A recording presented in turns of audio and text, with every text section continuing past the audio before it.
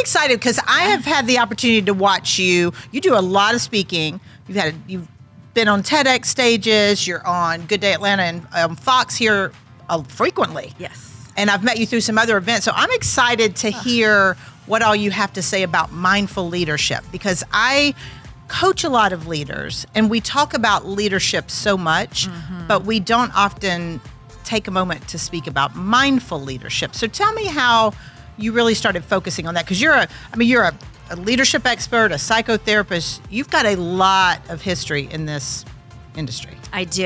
And I really got turned on to mindfulness. It wasn't called this back then, when I was a teenager, where I learned to meditate.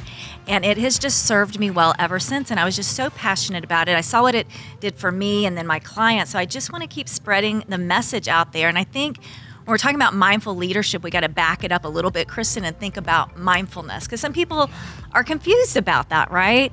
And they think mindfulness is some sort of a hippy-dippy-doo, airy-fairy practice. I call it woo-woo, because I think, when you said you started meditating younger, and when people would talk about meditation, I'm like, I can't meditate, it's too much. And they're like, well, you're probably the person that needs to. But we don't learn that young. I'm surprised that you started that young, because it wasn't kind of the thing to do. I'm really grateful that my parents, they were super into personal development and professional development, and they are the ones that taught me. And so, for mindfulness, it's really backed in science and neuroscience. But a lot of people still think, I'm just going to get so zenned out. I'm just going to lose my edge.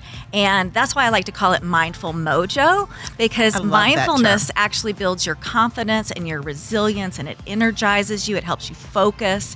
And so I like to bring that home to people. So how do you help people understand? Because when I think of mindfulness and meditation, it's kind of that zen, and I just think of people being half asleep. I mean, I think I've embraced it in recent years, so I understand, but I'd love to hear from you, because this is your work. Yes. How do you help people kind of get over that, especially leaders? Because you work with a lot of leaders, which we'll get into. Yeah. How do you help them start to embrace the need to be more mindful?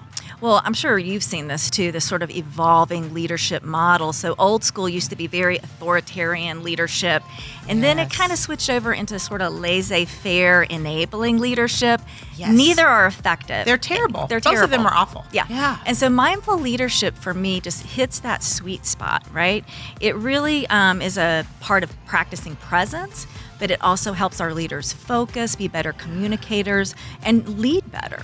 Well, and I think so many times in companies and whether they're big or small, it was that old school authoritarian. Yeah. You do this because I said so, which is kind of the same thing with parenting. Yes. So I think it all translates over. But in leadership, especially in companies, if they're not present, nothing gets done. I mean, I'm hearing too many of my executives that I coach, and I'm sure you do the same in your practice.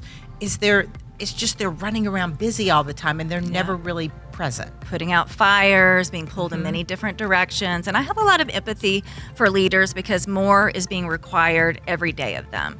But you've got to practice presence if you want people to follow you. So how do you advise somebody, a leader that is trying to be more present, but has all the fires to put out, 50,000 meetings on their calendars, and how do you advise it? Where do they start? Yes. So in mindfulness and mindful leadership, there are practices that you can utilize, and one size doesn't fit all. Right. And then there are principles about how you move through the world.